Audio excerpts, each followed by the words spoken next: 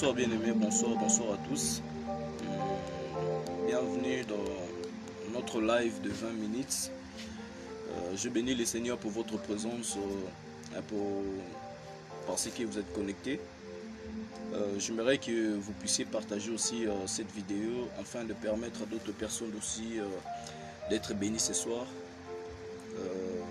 Je suis le prophète Isaac Nabi. Ce soir, je suis venu parler de la part du Seigneur pendant 20 minutes. Un message très puissant, un message révolutionnaire, un message que le Seigneur m'a donné ce soir ici pour vous parler. Et je bénis le Seigneur parce qu'il nous a fait grâce d'être parmi les vivants ce soir. Il nous a fait du bien. Il est notre rémunérateur, il est notre protecteur. Car la Bible déclare dans le livre de Psaume 91, 1 à D, que c'est lui qui demeure sous l'abri du Très-Haut, repose à l'ombre du Tout-Puissant. J'aimerais commencer, mais avant de commencer, j'aimerais que tu puisses partager cette live pour permettre au plus grand nombre de personnes d'être aussi bénies par ces messages. Ben voilà quoi.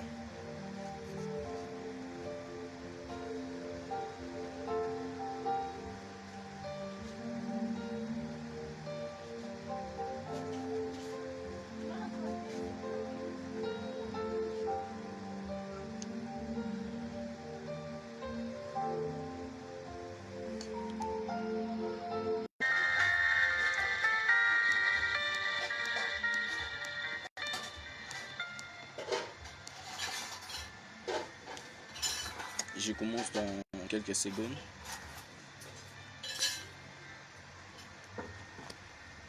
J'aimerais que vous puissiez partager ces lives pour permettre au plus grand nombre de personnes d'être aussi bénies ce soir. C'est un message que le Seigneur m'a donné. Je vais le partager avec vous pendant 20 minutes. Et le Seigneur va nous bénir.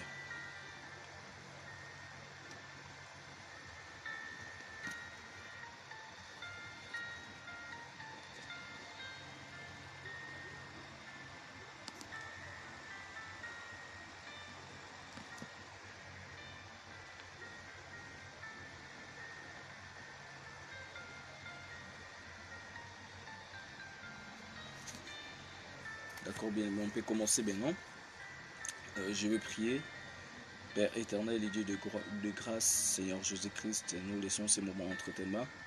Nous te promettons toute la gloire et l'adoration, Seigneur, durant toute cette temps qu'on va passer ici sur live. Seigneur Jésus-Christ, j'aimerais que ta présence soit parmi nous.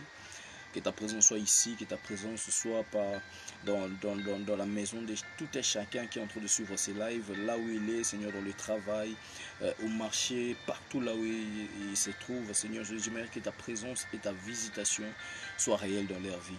Par le nom puissant de Jésus-Christ, nous laissons ces moments entre tes mains, Seigneur, et à toi seul la gloire et l'adoration pour le siècle des siècles. Amen. Amen, bien-aimé.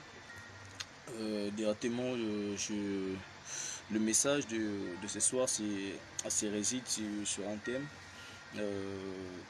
La faveur de Dieu attire les combats. Pourquoi la faveur de Dieu attire les combats? J'aimerais bien parler de cette message, mais je serai bref. On voit cette histoire, on lit dans Genèse, chapitre 3, verset 3 à 8. Genèse, chapitre 3, verset 3 jusqu'à 8. Je lis au nom de Jésus. À la fin de la saison, Caïn apporta au Seigneur une offrande de fruits de la terre. Abel apporta lui aussi des prémices de ses bêtes et leur graisse.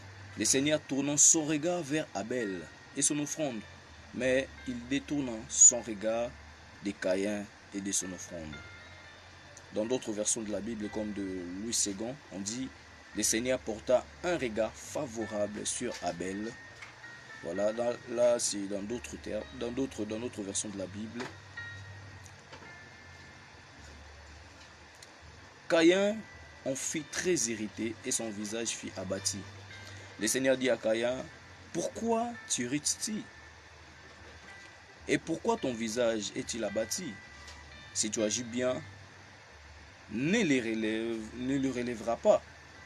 Si tu n'agis pas bien, les péchés tapis à ta porte.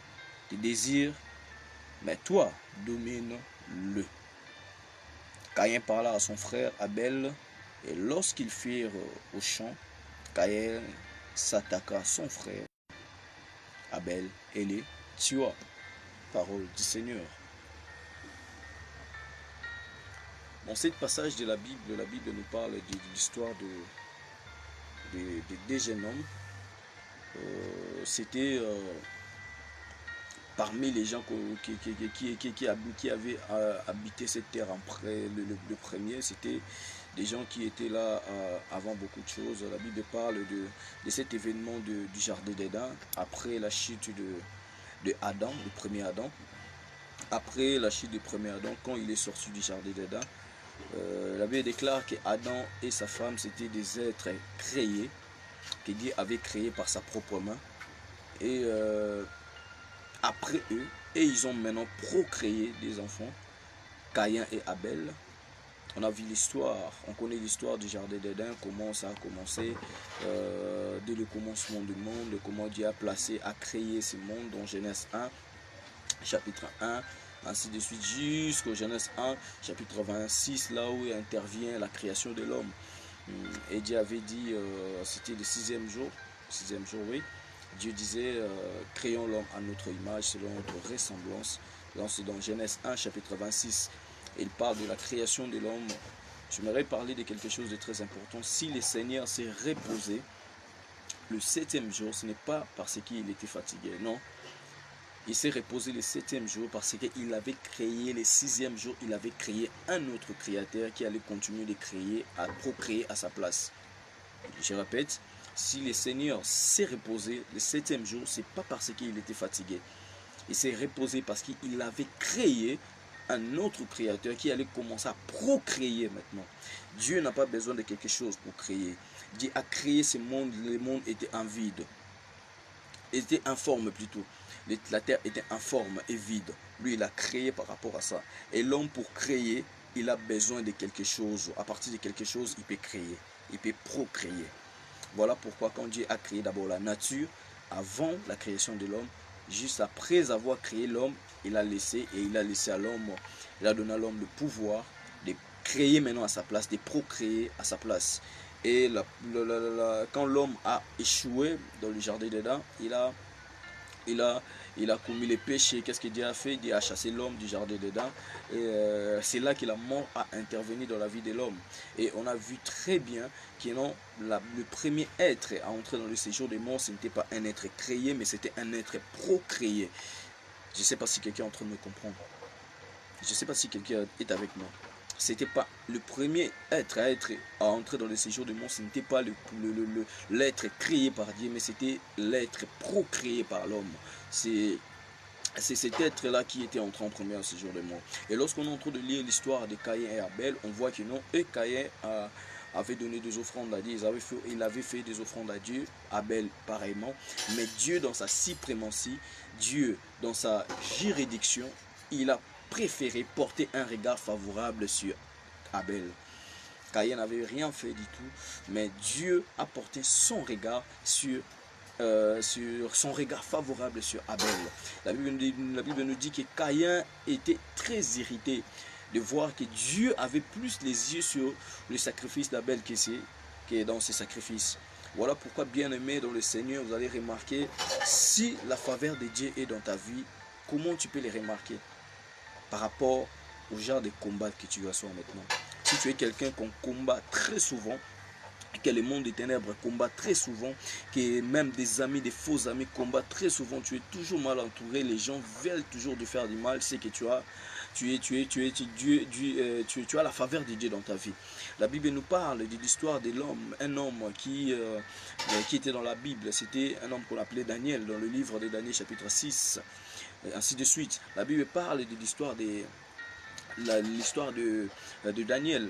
La Bible dit, quand Daniel était esclave, on a déporté maintenant les gens, on l'a amené à Babylone et Daniel là-bas a fait l'exception. Daniel a fait la différence. Tu sais pourquoi? Parce que la faveur de Dieu était sur Daniel.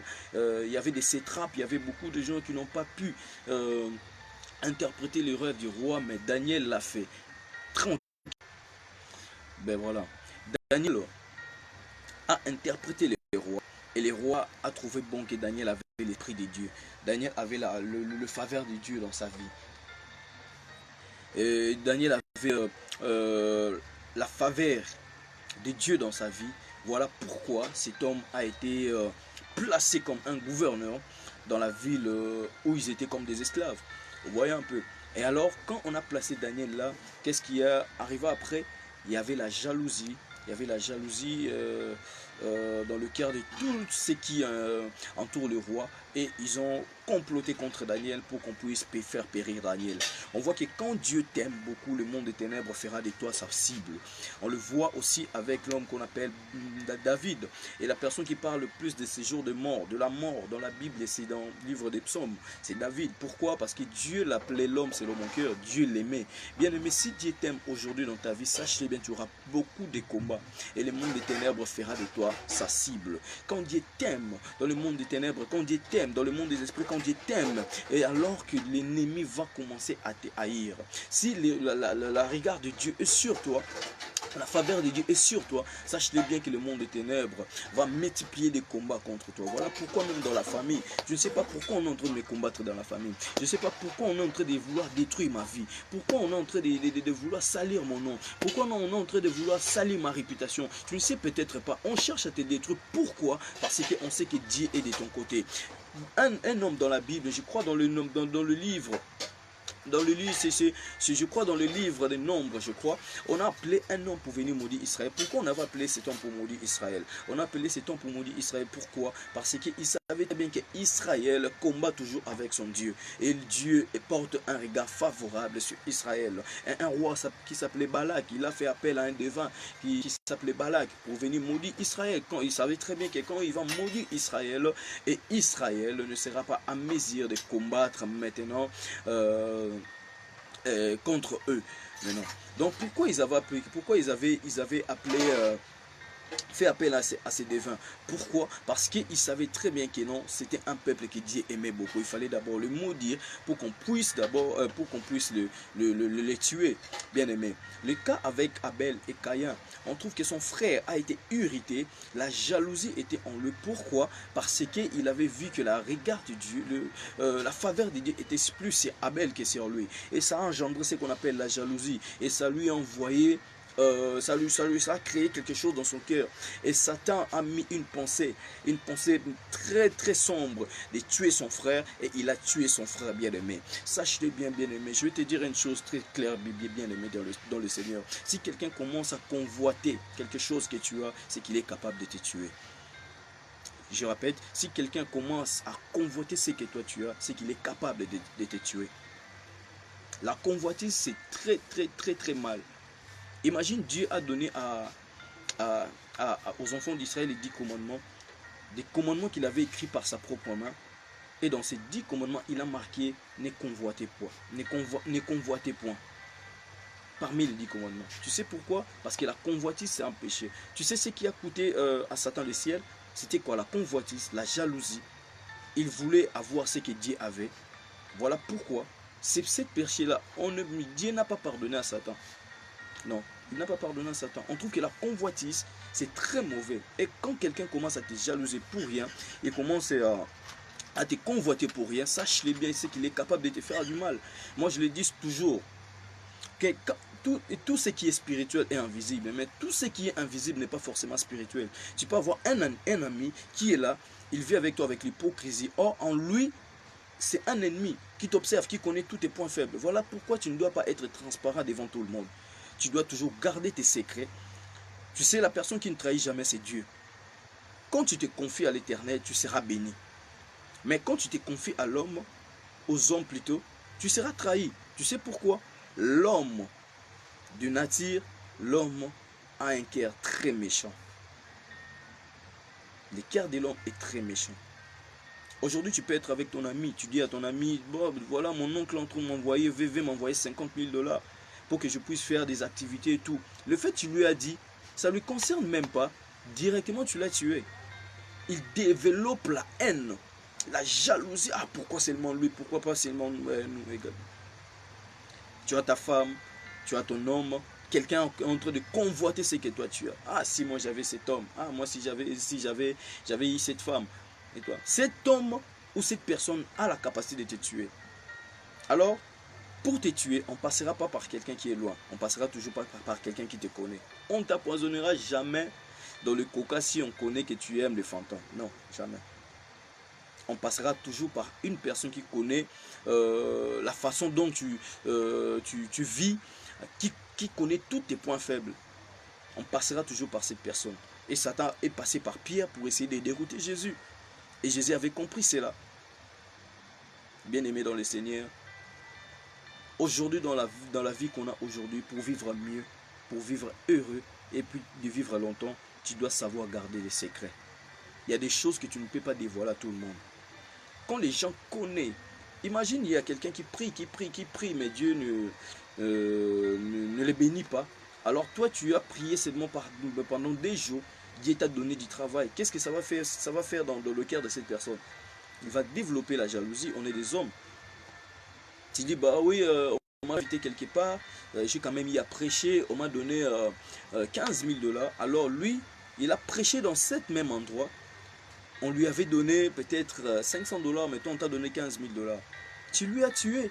Il va développer la haine comme pas possible. Voilà pourquoi les histoires de poisons existent, interviennent dans la vie des hommes aujourd'hui par rapport à cela. Par manque de garder les secrets, Joseph s'est fait trahir par ses frères. Pourquoi? À chaque fois que Dieu lui révélait quelque chose, il parlait toujours à ses frères. Il parlait toujours à ses frères. Il croyait non, ses frères étaient là pour lui. Il croyait peut-être que non, il avait le même cœur que ses frères. Or, c'était le contraire. Quand il a parlé, le fait qu'il parlait, et ça crée la jalousie dans le cœur de ses frères. Jusqu'à ce que ça a poussé, Satan est entré dans leur cœur. Ils ont eu cette pensée mauvaise, cette pensée sombre de faire périr leurs frères, de vendre leurs frères.